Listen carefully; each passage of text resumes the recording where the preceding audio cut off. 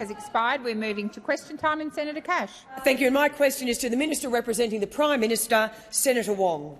Senator, over the last 4 weeks, at least 147 detainees have been released into the Australian community, including pedophiles, murderers, rapists and a contract killer.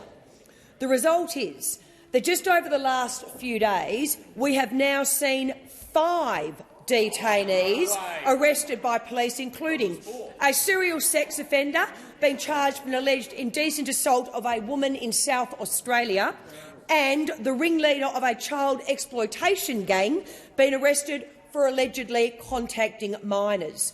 Why is it, because of your failures, Australians are less safe now under this Labor government?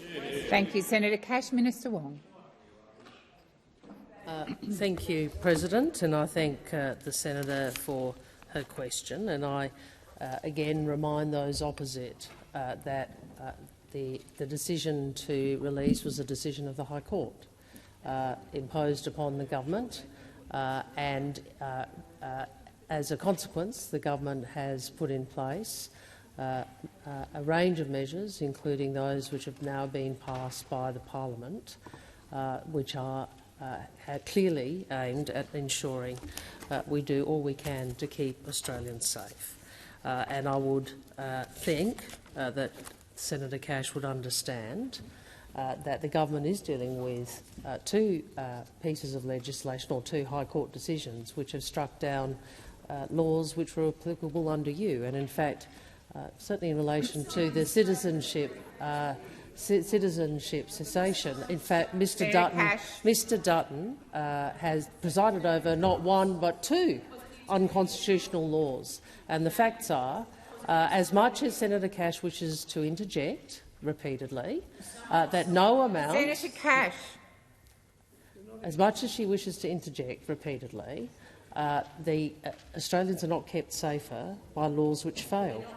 Australians are not kept safer by laws which fail, and your laws failed. That is the reality. Now, it is the case. It is the case that this is Order. It is the case the government has put in place 4 layers of protection. They include preventative detention, community safety supervision orders, electronic monitoring devices and curfews, and stringent visa conditions. And we will continue to do all we can. Well, I'll take that interjection. Thank you, Minister. The time for answering has expired. Senator Cash, first supplementary. Thank you. In approximately 3 weeks just before Christmas, Abdul Nasser bin Brika is due to be released. Revelations in this chamber last night revealed that the Attorney-General failed to apply to the court for a continuing detention order. It appears the only possible outcomes are that Australia's most notorious terrorist will be released with conditions, or that he will simply be released into the Australian community. Why is it because of your failures Australians are less safe now under this Labor government? Thank you. Senator Brown. Minister Wong. Thank you, President. It is remarkable the way in which the opposition seem to forget that the laws that we have had to pass, the situation in relation to citizenship cessation, has become an issue because Peter Dutton put in place laws which failed. Correct. It's amazing, isn't it? Senator Cash thinks that repeated interjections can cover up the fact that this was Mr Dutton's mess. This was Mr Dutton's mess. The reality is the Leader of the Opposition and Senator Cash will never learn that you don't keep Australians safe with laws. Order. I have called order almost continuously. I would ask senators to listen in respectful silence. Minister Wong. The High Court made clear that Mr Dutton's laws were failed, and the government has been working to fix up. Senator Cash, second supplementary. Thank you, Minister. Labor's national security chaos has brought new uncertainties and new safety risks to Australians? Will your government apologise to Australians for your catastrophic failure to keep them safe? Order across the chamber. I am not calling the minister until there's order. Senator Brown, I've called you. Minister. Everyone in this place wants Australians to be safe. Everyone in this place, Senator Cash, I've called you to order more times than I can request. Senator Cash, you're not in a debate with me. I'm asking you to listen in respectful silence. Minister Wong. Thank you. Everyone in this chamber wants Australians to be safe. Minister Wong, please resume your seat. Senator Cash, I have called you to order. I had just finished calling you to order and asked the minister to continue her answer. I'm requesting that you listen in respectful silence. Minister Wong. Senator Sterle, it applies to you. Minister Wong. Thank you, President. Everyone in this place wants Australians to be safe. Everyone in this chamber wants Australians to live in safety. And we understand Senator McGrath. Senator McGrath. Order. Minister Wong, please continue. Order. Order. Senator McGrath, I've called you 3 times. Minister Wong. I'm very happy not to sit down if those opposite stop interjecting. I mean, the reality is you don't want to hear the answer. And so here we go again. You don't want the answer, do you? You don't want the answer. You really don't want the answer. Minister Wong. Order. Order. I have Senator Hume on her feet.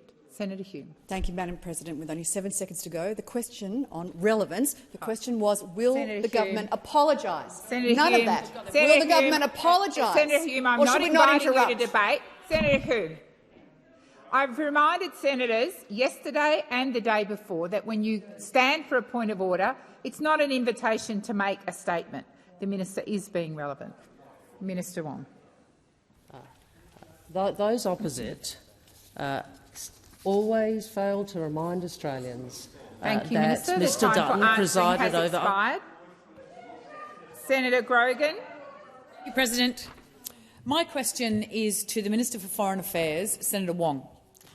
This week, the good friend of Israel, United States Defence Secretary Lloyd Austin, said that protecting Palestinian civilians in Gaza is both a moral responsibility and a strategic imperative. Can the minister please respond to Secretary Austin's comments? Thank you, Senator Grogan. Minister Wong. Thank you, President, and I thank Senator Grogan for her question. And what I would say on this issue is that the future for both Israelis and Palestinians depends on a just and enduring peace and a two-state solution, and clearly the status quo is failing all.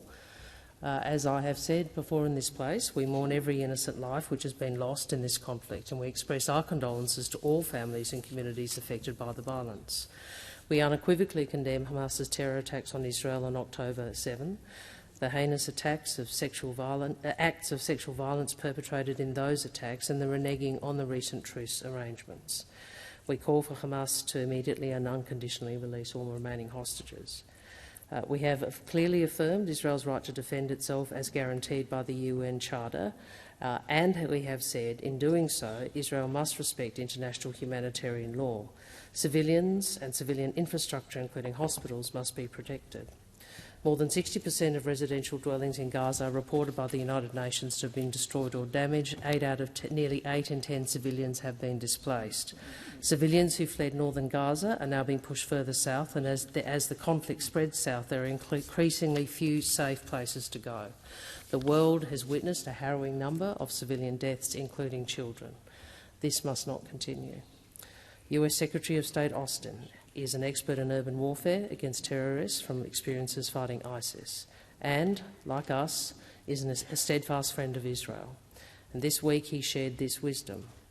He said, if you drive the civilian population into the arms of the enemy, you replace a tactical victory with a strategic defeat. Thank you, Minister. Senator Grogan, first supplementary. I understand that more than 2,200 previously registered Australians have left Israel and the occupied Palestinian territories, including more than 900 Australians and their families who've left Israel on Australian government-assisted departure flights, and 143 Australians, permanent residents and their families, who've left Gaza. Given there's an attempt to misinform Australians about the situation for people trying to leave Gaza, can the minister explain the facts, please? Thank you, Senator Grogan. Minister Wong. Thank you, President, and thanks to Senator Grogan for a very important question, because at a time that the government has been working to bring Australians together, we see again Mr Dutton seeking to inflame tensions and to divide people, and making claims which were not correct in relation to those permanent residents and Australians. Let me be very clear. The Gaza border is controlled by Israeli and Egyptian authorities who have put tight limits on who can cross. Meeting requirements for a visa does not mean an entitlement to consular assistance, nor does it mean other authorities will automatically allow people to leave where they are. Gaza border authorities are approving lists submitted by foreign governments, approving foreign nationals and immediate family members, and we are prioritising Australian citizens, permanent residents and immediate family members. And as Mr Dutton knows, all people who obtain Australian visas are subject to appropriate identity, security and character checks. Thank you, Minister. Senator Grogan, second supplementary. Can the minister update the Senate on efforts to find a pathway out of this conflict? And what is the government doing to support a lasting peace? Thank you, Senator Grogan. Minister Wong. Thank you. President, the decision by Hamas to break the recent pause in hostilities was a grave setback. The pause had allowed for the release of more than 100 hostages and supported an increase in humanitarian access to affected civilians.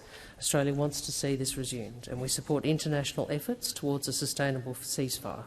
A statement that I made with the French Foreign Minister Catherine Colonna earlier this week. We know this cannot be one-sided. Hamas must release all hostages, stop using Palestinian civilians, stop attacks on Israel and release all hostages. Australia supports President Biden's 5 principles for post-conflict Gaza, including no forcible displacement of Palestinians or reduction in territory, and no use of Gaza as a platform for terrorism. I also advise the Senate that Assistant Foreign Minister Watts has been asked to travel on behalf of the government to the region to lay the groundwork for deeper ministerial engagement. The time for answering has expired. Senator McKenzie. Thank you. My question is to the Minister representing the Prime Minister, Senator Wong. At the last election, the Australian Labor Party said in its policy platform, "We want rural and regional Australians to receive a fair share of the prosperity they create. In return, they also deserve the same standard of education, healthcare and community services as their fellow Australians." Minister, since Labor was elected, you've put a handbrake on agricultural productivity, fumbled major trade treaties, introduced a new truckies tax, a new fresh food tax and threatened the family farm with superannuation changes.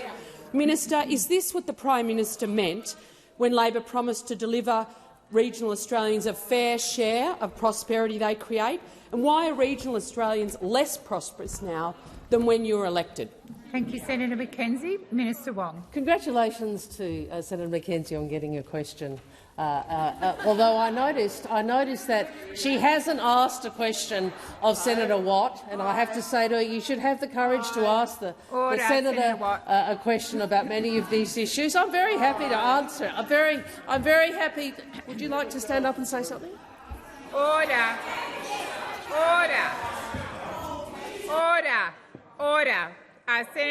Senator Hume, resume your seat. This is relevance. That was an answer that was nothing other than abuse of the person asking the question. Senator when it Hume, was directed resume your seat. to the resume your seat. Order. Senator Hume, resume your seat. I just reminded you the last time you stood on a point of order not to go into a statement, which is exactly what you did.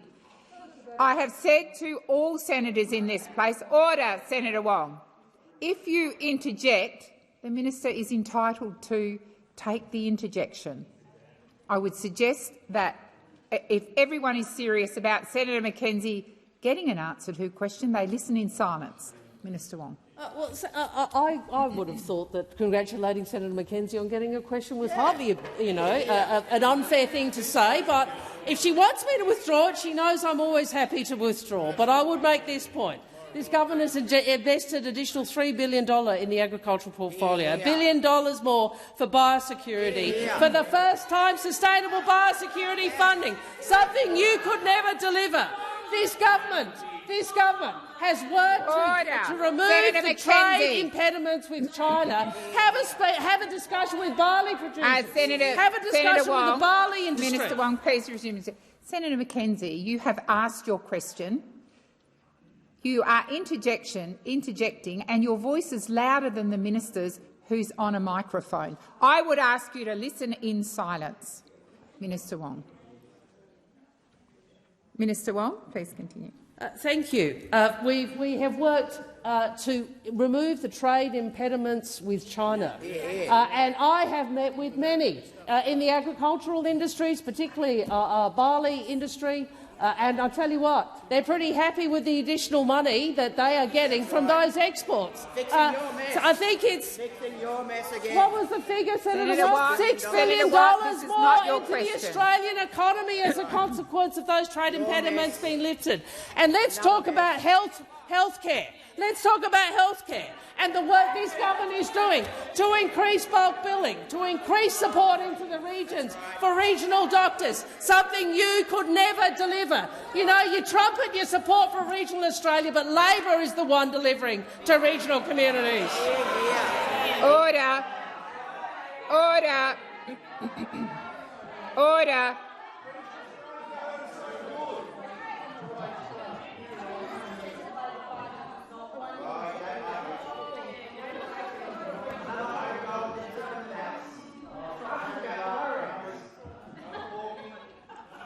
Right.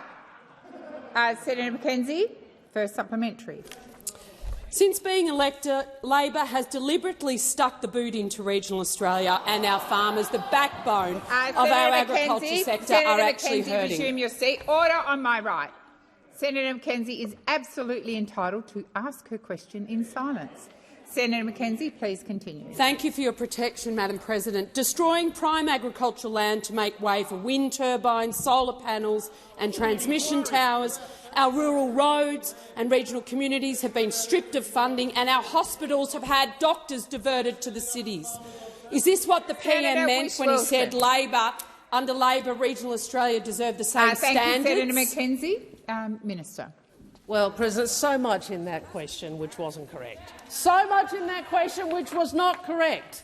And so much hyperbole from the party, Senator Henderson. The party that coasts on representing regional Australia while not delivering for regional Australia. You don't deliver for regional Australia. Did you support more bulk billing?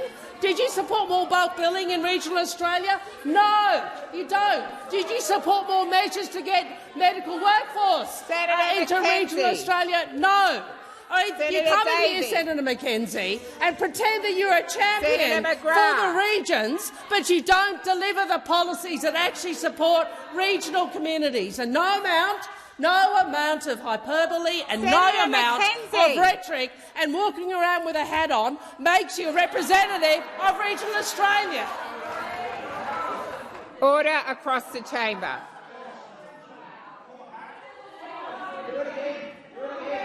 I have called order. Senator Ayres, I should not have to single out particular senators to stop their rude interjecting. Senator Mackenzie, I'm going to invite you to ask your second supplementary, and then I'm going to invite you to not interject. Second supplementary. The Prime Minister in this Labor government is in the process of banning live sheep exports, has signed up to a global methane pledge and has forged ahead with water buybacks without socio-economic safeguards, destroying the livelihoods of farmers, workers and our communities. Minister, why has Labor broken its promise of prosperity to rural and regional Australians, and when will the PM live up to his promise that he made prior to the election? Thank you, Senator Mackenzie. Minister Wong. Well, I again go back to it. Additional $3 billion for agriculture, $1 billion for biosecurity, for the first time sustainable biosecurity funding. Sustainable biosecurity funding. I can remember Mr Joyce years ago telling us how important biosecurity was. What he was engaged in was a lot of media stunts. It's a Labor minister who's delivered sustainable biosecurity funding. You didn't deliver it in 9 years. And then, as I said, trade with China, additional support for regional communities when it comes to healthcare, and, of course, additional farm workers to deal with labour shortages. Senator, this government does care about regional communities. We are doing the work to support regional communities.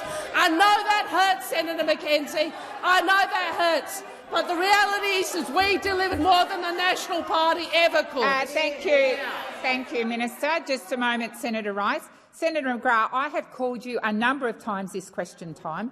You were absolutely disrespectful and disorderly. I called you to order and you were so loud you didn't even hear me. I am asking you to remain silent. Senator Rice. Thanks, President. My question is to the Foreign Minister, Minister Wong. Minister, you have said that the State of Israel must exercise restraint and protect civilian lives in Gaza and must comply with international humanitarian law. Minister, it's estimated that over 70% of the more than 16,000 people killed in Gaza have been women, children and the elderly. Overnight, the UN Secretary-General urged members of the Security Council to press for a humanitarian ceasefire to avert a humanitarian catastrophe, saying, amid constant bombardment by the Israel Defence Forces, I expect public order to completely break down soon, rendering even limited humanitarian assistance impossible. The UN Human Rights Chief has warned of a heightened risk of atrocity crimes. Minister, will Australia join the call of the UN and aid organisations for an immediate and permanent humanitarian ceasefire? Thank you, Senator Rice. Minister Wong. Thank you, President. Thank you to Senator Rice for her question. What I would say to Senator Rice is I hear from how she asked that question how important this is to her, and it's a serious question. And I sought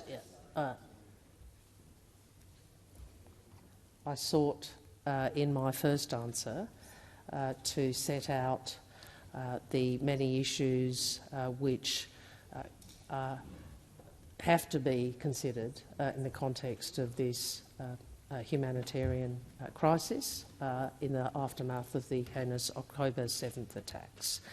The Senator would know from what I've said in this place that we have made a number of points. And I released a statement with the Foreign Minister of France when she visited this week, which went through some of those principles that I outlined in the answer earlier. We have called for Israel to respect international humanitarian law. We have called for civilians to be protected and civilian infrastructure, and we have called for safe and unimpeded humanitarian access to be increased. We have also said that the number of civilian deaths, including children, has been harrowing and it cannot continue. We have said we want to see the pause resumed and Australia supports international efforts towards a sustainable ceasefire and that we recognise this cannot be one-sided. I appreciate that this may not be as far as some might want. It is further than others might want. Order. This is a situation which has been very difficult for the Australian community, and I again urge all senators, and I appreciate Senator Rice did, to ensure their tone is. Senator Rice, first supplementary. Given the calls of the UN Secretary-General overnight, given that Israel are clearly not complying with international humanitarian law, given the appalling deaths of civilians, why can't Australia join the calls of the UN for an immediate, permanent humanitarian ceasefire rather than support towards a ceasefire? Thank you, Senator Rice. Order. Order. Order across the chamber. Senator Wong. The language we use reflects the need for a ceasefire not to be one-sided, Senator. We know that hostages are still being held. We know that Hamas has no place in the future of Gaza, nor in any progress towards a two-state solution. Can I say, though, in using the words carefully that I do, does not diminish our concern for the numbers of civilian casualties that we are seeing. And as I said in my answer to the first question from Senator Grogan,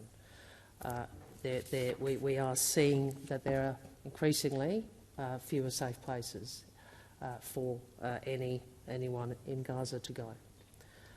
And we have continued to reiterate the importance of international law, those principles of international law which I've reverted to earlier. Thank you, Minister. Senator Rice, second supplementary. Minister, aid agencies actually say nowhere in Gaza is safe anymore. More than 80% of Gaza's population have left their homes, and humanitarian aid is not being delivered much further than the Egyptian border.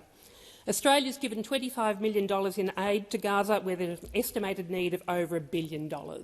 Will Australia deliver an end-of-year gift to the people of Gaza of increased aid and work diplomatically with Israel to ensure it can be delivered to all in Gaza? Thank you, Senator Rice. Minister. Well, thank you. We didn't wait for Christmas to do those things. We made a $25 million pledge very early on in this conflict. And I've said publicly on a number of occasions we stand ready to do more if there is more that.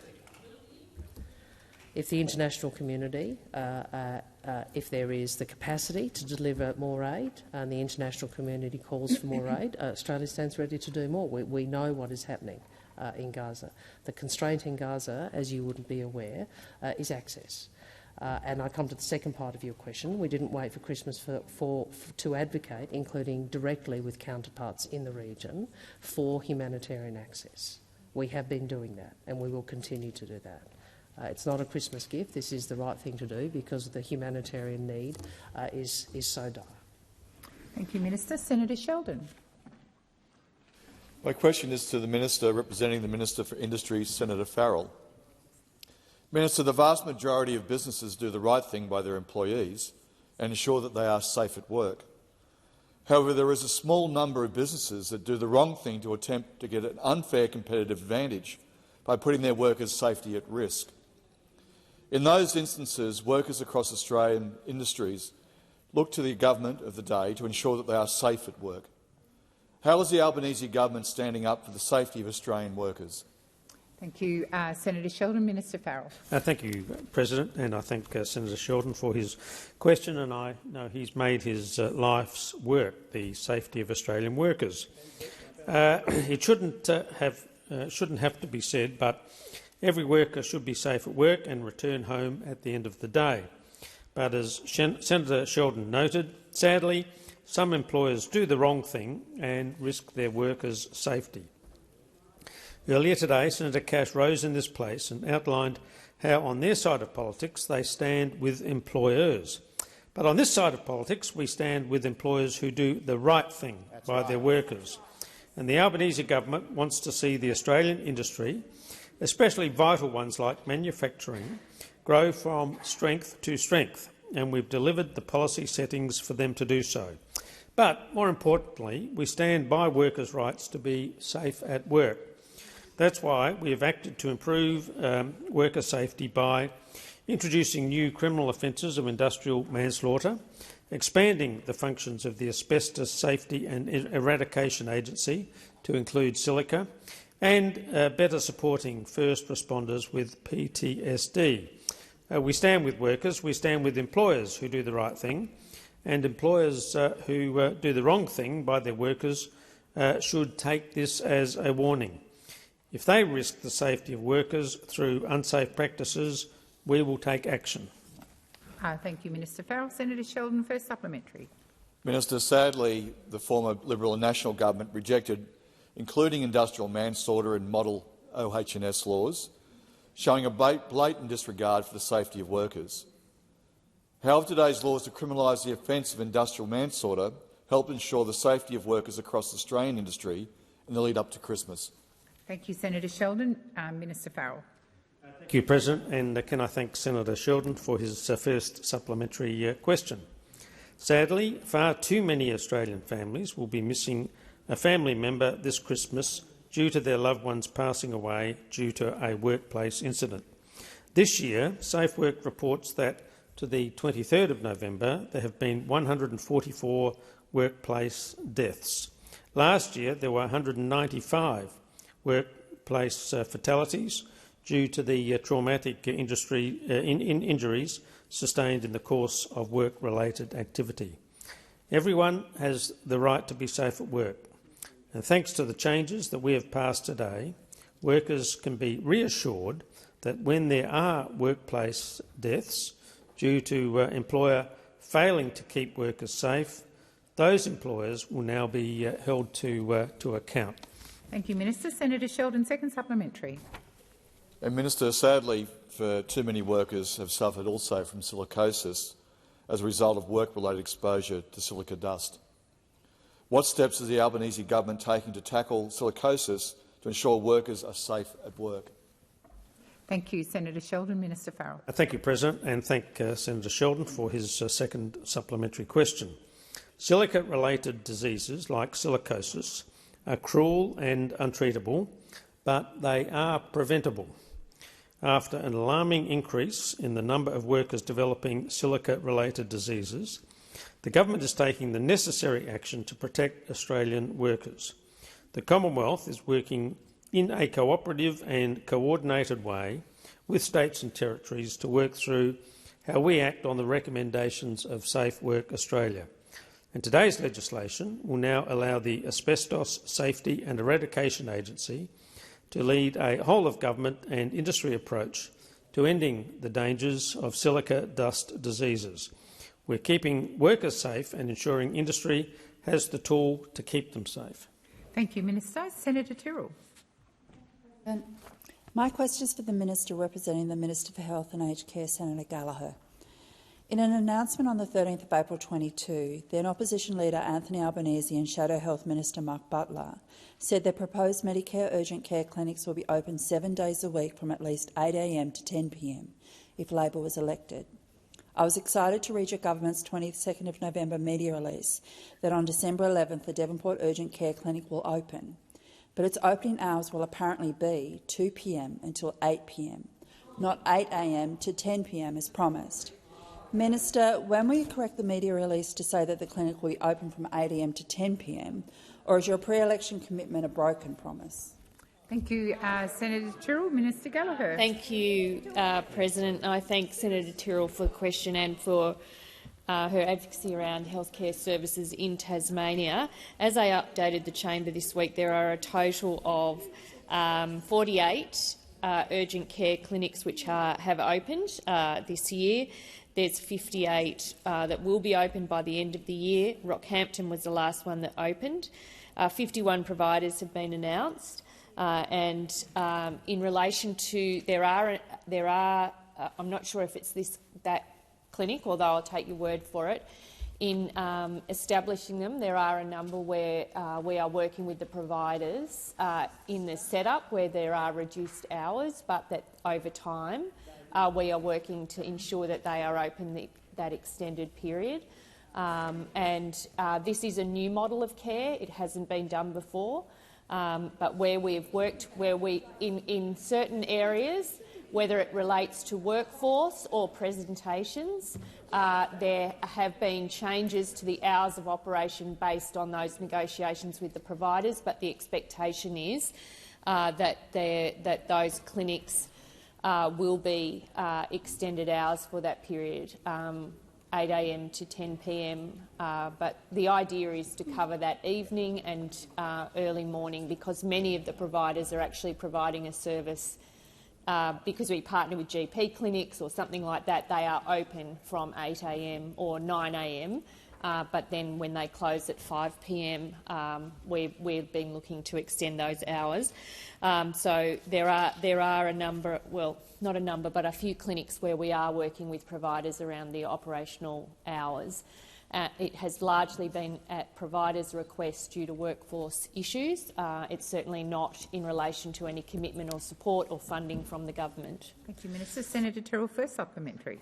Thank you. The same media release said that Devonport's urgent care clinic will ease pressure on the local emergency department. Minister, if the point of the clinic's extended opening hours is to take pressure off the emergency department and the clinic is open for less than half the time promised, does your government believe that the pressure on Tasmania's emergency department has been eased? Thank you, Senator Tyrrell. Minister Gallagher.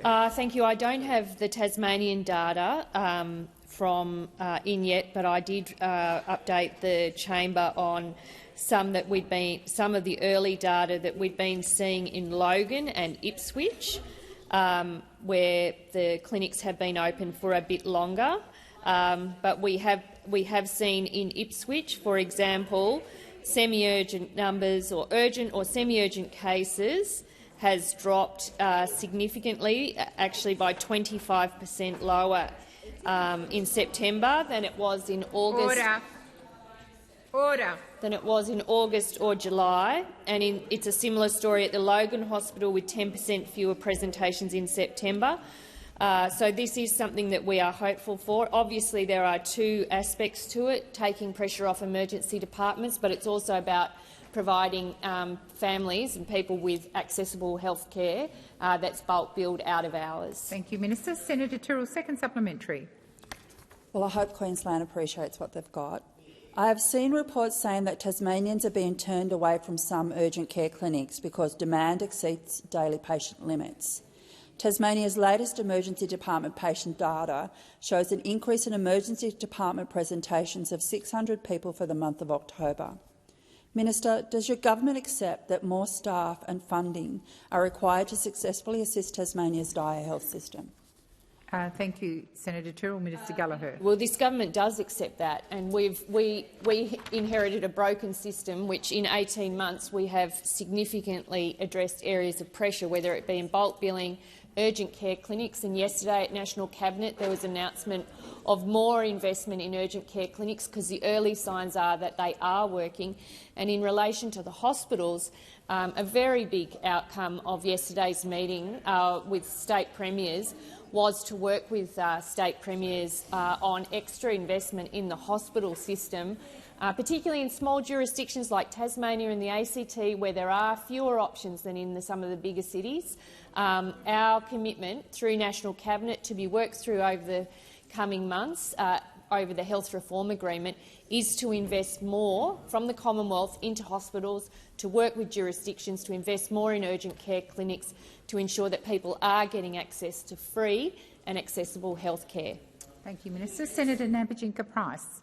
Thank you. My question is to the Minister representing the Prime Minister, Senator Wong. The last 18 months of the Albanese Labor government has seen the Labor Party spend $450 million on a failed referendum that unnecessarily divided Australians and was never going to achieve any practical outcomes to benefit Indigenous Australians or to close the gap.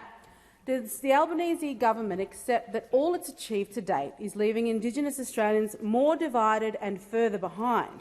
Isn't it clear that Labor priorities have been completely wrong? And will you finally give a straight answer on whether Labor is now pursuing a nationwide treaty? Good question. Good question. Order. Order. Minister Wong.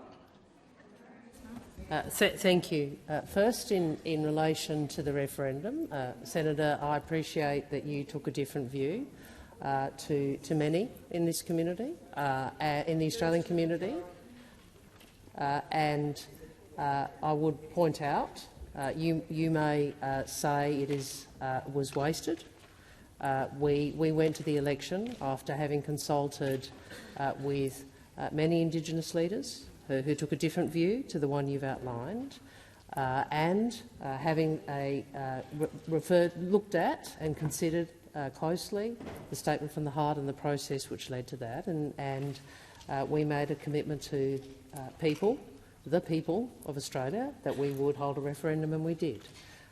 So I think that is obviously we would have.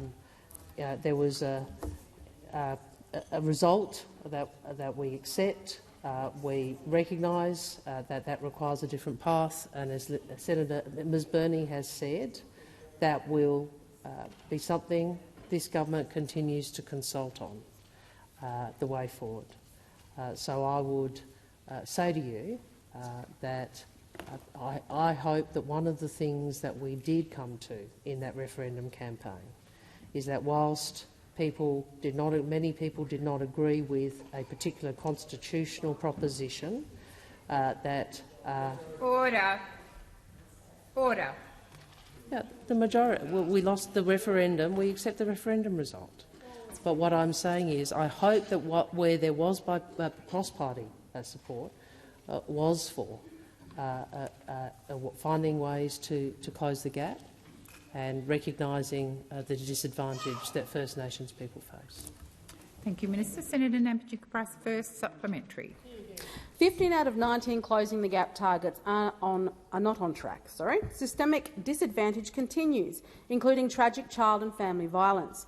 Given the policies of the Albanese Labor government are failing so miserably, will Labor finally agree to support the Coalition's call for a royal commission into the sexual abuse of children in Indigenous communities? Thank you, Senator Nampijinska-Price. Minister Wong. I think that this has been an issue on which there has been quite a number of discussions in this chamber, Senator, and what I would say to you is I think the sexual abuse of children should be an issue above politics. And the question is Minister Wong, please resume your seat. Order on my left. Minister, please continue. And as others have said in this place, every child has a right to grow up safe and healthy, as has been said by many inside and outside of this place. We don't need another Royal Commission to tell us that concrete action is needed. And the government's focus is on the immediate issue of Senator McKenzie. Of keeping children and women safe, of ending violence against women and children in one generation, and we have provided in the 23-24 budget some $589 million to support women and children's safety, including $262 million for First Nations women and children. Senator Nampijinska-Price, second supplementary. Labor's policies see about $32 billion in annual Indigenous-related funding, underpinning hundreds of organisations from land councils to specialist organisations. Given the policies of the Albanese Labor government are failing so miserably, will Labor finally agree to support the Coalition's call for an audit of all Indigenous policies and programs? Thank you, Senator Nampijinska-Price. Minister. Senator, I think I've had this question before from Senator Hanson or Senator Gallagher has, and I think the answer that was given was to outline the very many audits that have already occurred into First Nations or Indigenous community organisations and entities. I think that, again, of course, all of us want to make sure that money is spent where it is most useful, and that we get change on the ground. What I would say is that we already see audits having been put in place, and we will continue to work with communities to try to work with communities to ensure. Senator McKenzie, order. Senator McKenzie. Senator McKenzie, you rise to your feet and you wait. Senator McKenzie. Madam President, there was an interjection across the chamber. Why are you on your feet? Why are you on your feet?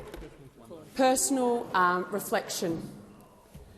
There was an interjection across the chamber to Senator Little and Senator Nampijinska-Price as Conservative Indigenous senators. Yes, it was. You said, take a look in the mirror. Order. You said, take a look in the mirror. Order. Senator McKenzie, I have no idea which senator you're suggesting made the imputation. Senator Wong. Thank you. I regret that Senator McKenzie did not do what the President has asked previously, which is to repeat the allegedly unparliamentary language. I think the convention in this place should be, rather than repeating it, if the request is to withdraw, that request should be made, rather than people repeating the language if there is a concern.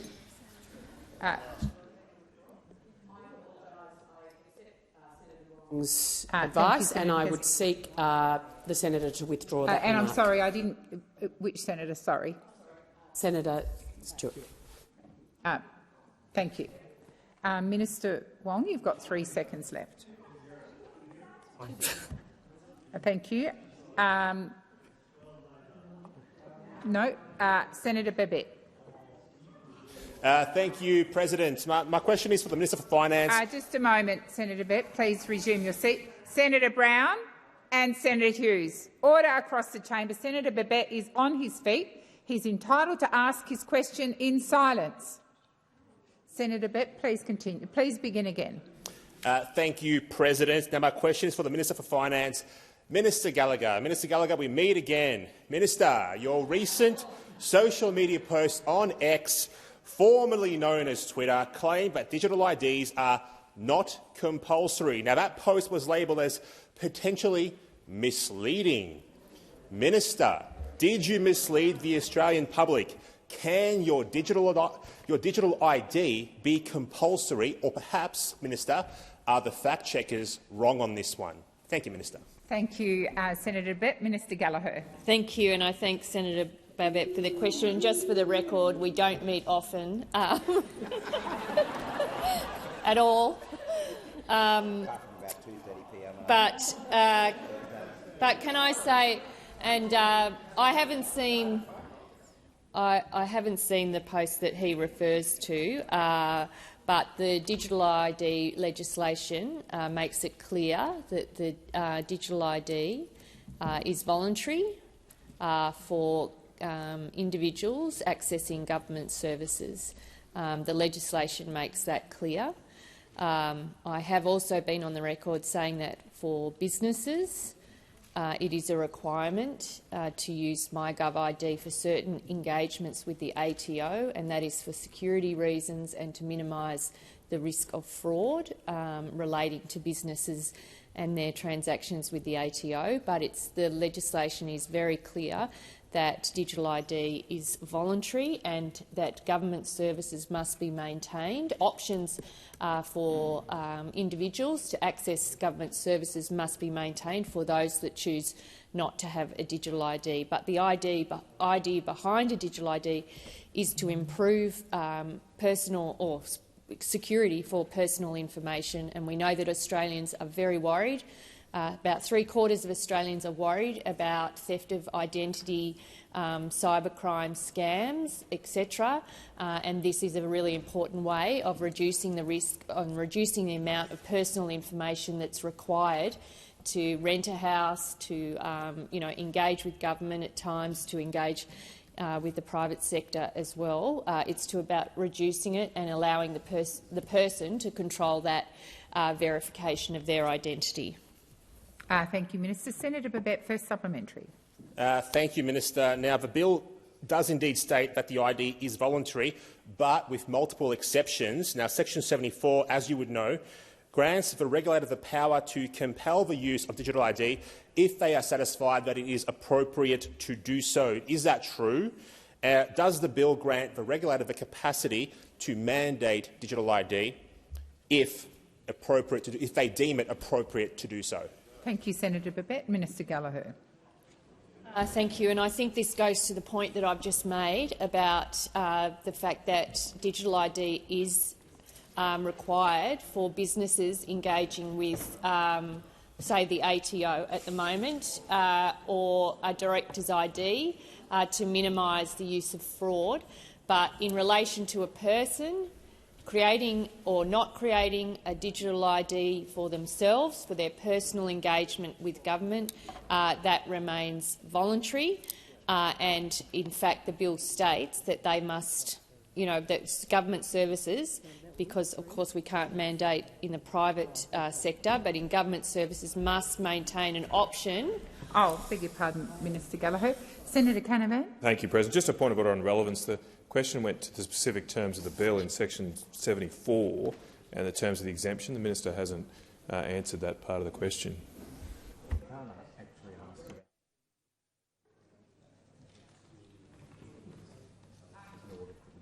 Senator Canavan, I will remind you that you can't, as I'm sure you know, ask about the detailed provisions of a bill that are before the Parliament. I think the minister is being relevant to Senator Babette's question. So, Minister, I'll ask you to continue, please. Yeah, and I answered that at the outset, which was reflecting the current arrangements at the moment for MyGov ID to be mandated for certain engagements with business or corporations, but not for individuals. Thank you, Minister. Senator Babette, second supplementary. Thank you, Minister. Now, Minister, in the 1980s, your party proposed the Australia card. Now, a Labor Party backbencher at the time, anyway, Lewis Kent, said the card was un-Australian and it should be more appropriately called the Hitler card or the Stalin card. Now, many have compared your party's digital ID to the Australia card. Now, Minister, how will you ensure that the centralisation of ID federally will not be misused by any future governments? Thank you, Minister. Minister Gallagher. Thank you. And the digital ID, and I said this before, it's not a card, it's not an ID scheme, it's not a new number. It's a voluntary, secure, and I actually don't think Senator Canavan understands what it actually is here, because it's about verifying your identity.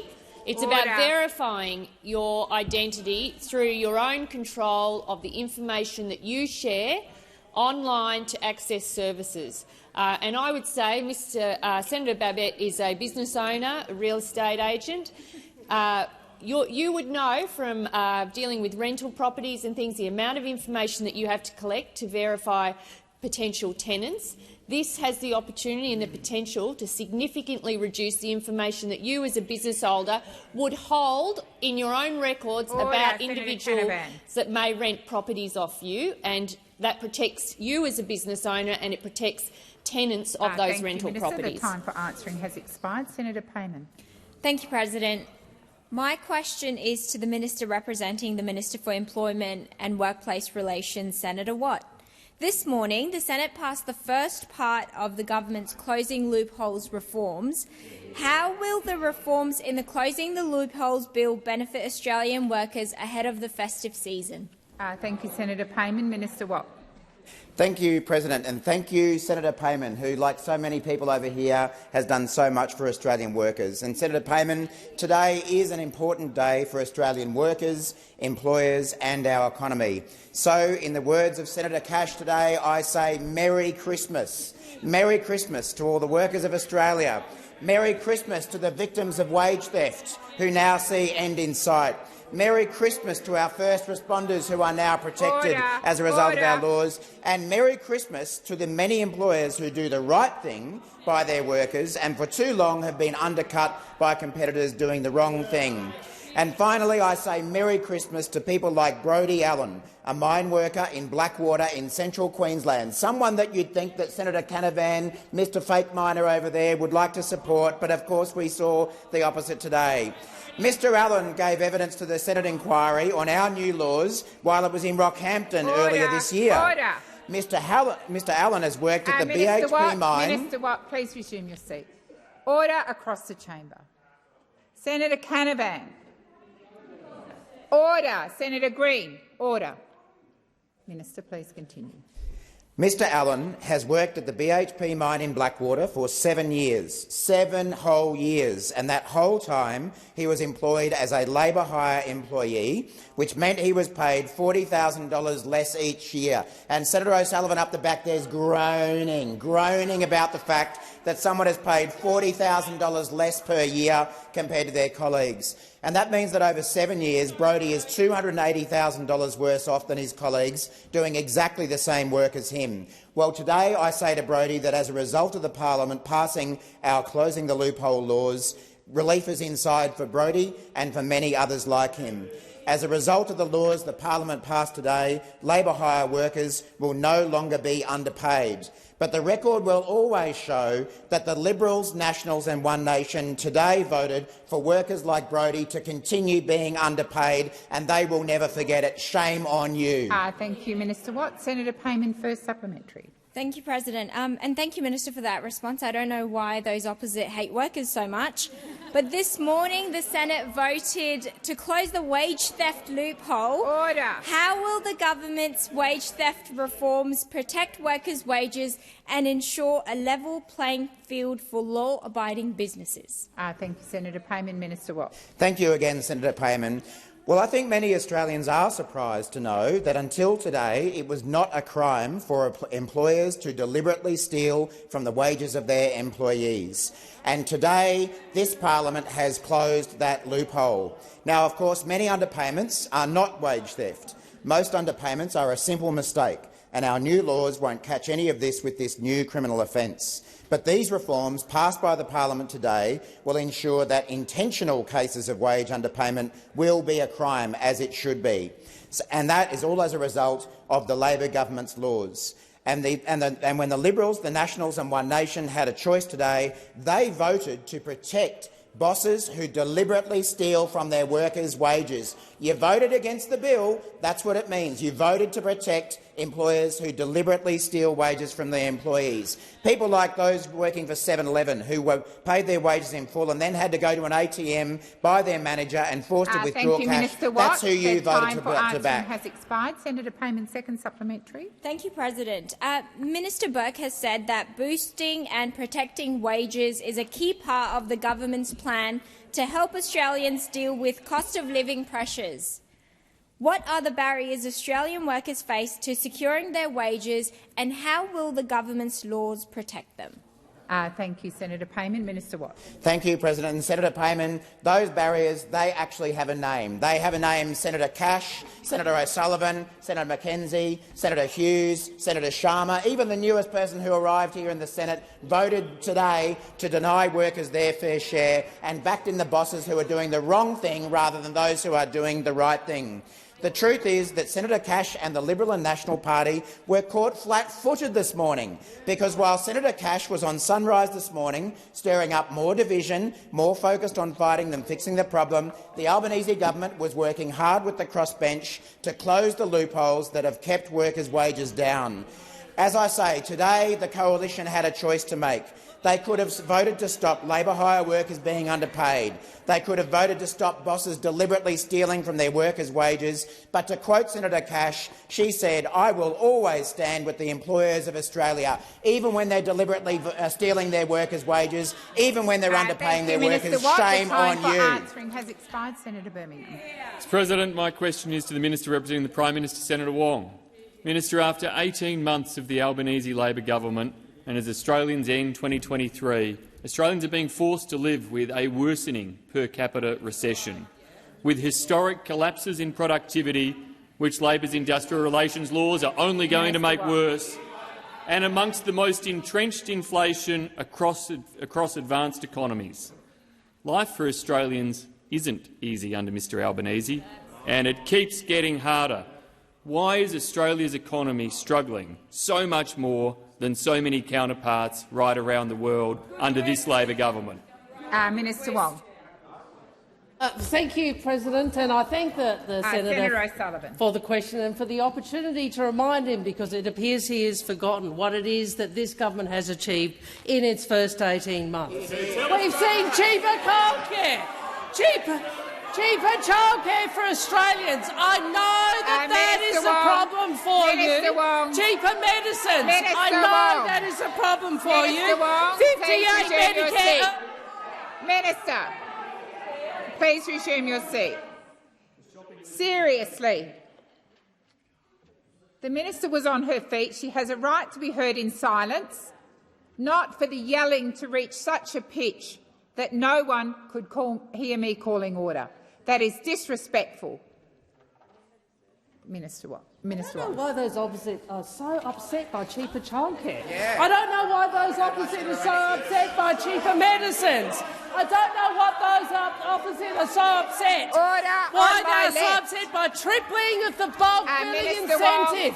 Tripling the bulk billing incentive. I don't know why those opposite are so upset by 480,000 fee-free. Order. Order. Senator O'Sullivan, I've lost count of the amount of times that I've called you this week. And most senators on my left, a number of you, I've called Senator McGrath, Senator McKenzie, Senator Cash.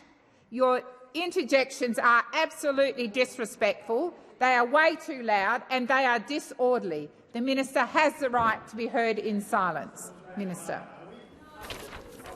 Tripling of the bulk billing incentive, also opposed by those opposite. 480,000 fee-free TAFE places, also opposed by those opposite. And of course the first budget surplus in 15 years. That really upsets you, doesn't it? You've never delivered it. You've never delivered one. No, you never delivered one in all those years. And Senator Hughes.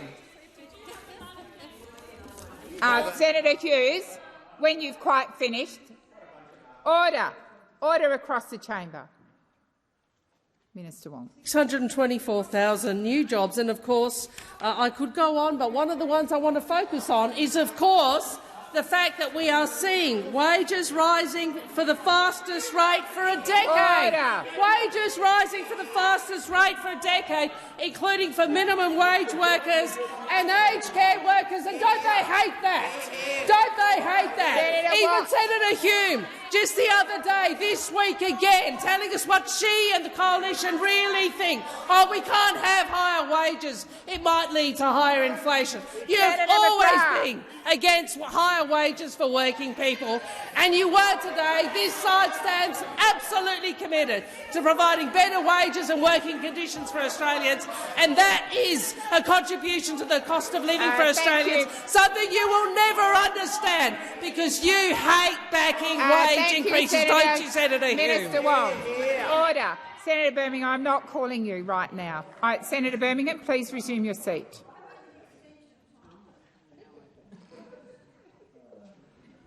Seriously. Senator Hume, Senator McGrath, this is a chamber in which people's views need to be respected, whether you agree with them or not. I think every person in this chamber has signed up to the Jenkins review. And the way that you all responded, no, you're not in a debate with me, the way you all responded then was disrespectful and disorderly. Senator McGrath, when I call order, when I call your name, I expect you to come to order, not completely ignore me and yell in your loudest voice across the chamber. I'm asking you, I'm ordering you to listen in silence. That goes for people on my right as well. Senator Birmingham, first supplementary. President, after 18 months of this Albanese Labor government, Australians are paying 27% more tax. The interest they're paying on their mortgages has tripled, and prices have risen by more than 9%. And contrary to what Senator Wong says, their real wages have gone backwards under Labor. Labor has broken promise after promise, including their promise for electricity prices to cut by $275. Why are Australians paying so much more under Labor? Thank you, Senator Birmingham. Order. Order. I'm not sure. Just a minute, Senator Wong. I haven't called you. I'm not sure who was banging the table down there. I have also drawn it to senators' attention this week not to do it. Order. Order. Minister Wong. Yeah, we're the party of more jobs and higher wages. Right. You are the party of lower wages and higher cost of living. I mean, the high to have the leader of the opposition in the Senate, no amount of shouting at me, will erase the fact you voted against electricity price relief. So every time you come in here and talk about cost of living, everyone will remember the party that put their hand up for higher electricity prices is sitting opposite me. So don't have the height to come in and talk about cost of living in here. You have always been for lower wages. Australians know that. You show that again today. Senator Birmingham, second supplement. Thanks, President. Australians are really going to love hearing how good they've got it under the Albanese government, when in fact they've seen their real household incomes fall by 8.6% on a per capita basis. Indeed, they've fallen more than in any other advanced economy, forcing Australians to have to cut back this Christmas and feeling real economic pain into 2024. Rather than telling people how good they've got it, why don't you take responsibility and accept so many Australians are so much worse off under the Albanese Labor government? Senator Birmingham. Minister Wong, I haven't called you. Once again, I am calling for order. Minister Wong. No amount of Senator Birmingham shouting will allow people to forget, will cause people to forget that this is the party that voted against electricity price relief. This is the party that wants medicines not cheaper but more expensive. This is the party that actually wants more expensive medicine. This is a party that doesn't back increasing the bulk billing incentives. We want to make it easier and cheaper to see a doctor. They're happy for it to be more expensive and harder. And on this side, we want cheaper childcare and expanded paid parental leave, and we want more affordable housing. What do they want? Oppose more affordable housing. I mean, but at the end of it all, President, the thing that really demonstrates their hypocrisy is they have always been about low wages, they will always be about low wages, and they were today. And I ask